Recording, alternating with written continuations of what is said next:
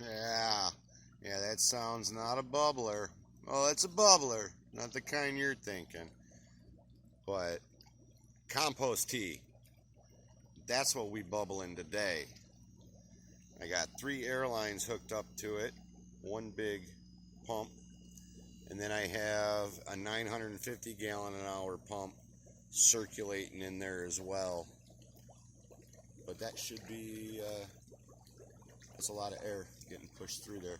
And this isn't just any compost tea, okay? This is my usual mix with the Boogie Brew, but I cleaned my fish tank out. Well, I did a water change, so all of the water, I did a 75% water change. That filled up the reservoir, and then I took all of like the filter pads and stuff like that, and I squeezed them all out in the water there, and that stuff is so nutrient rich.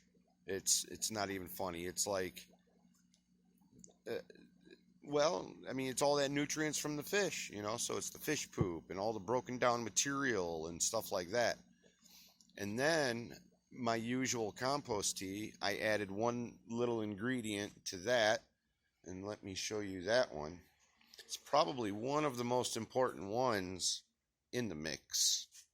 Like this has some, but right here, this stuff right here, you see that? Earthworm castings. It's not just dirt. Okay, looks like it. See? You see that? See how fine?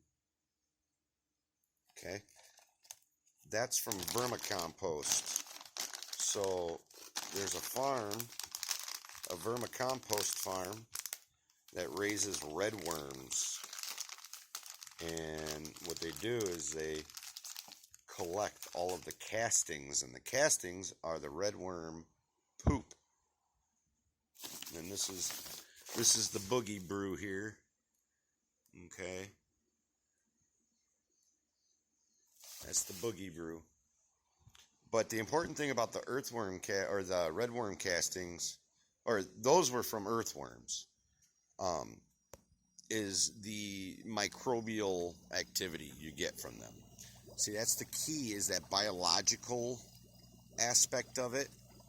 Between all of the fish tank stuff, that's all nitrifying bacteria, okay? One of the bacteria that we're trying to grow in here, all right? So with the bacterias and all of the good microbials from the earthworm castings, right here, this is probably, I filled it up, it's 50 gallons, but it's probably like,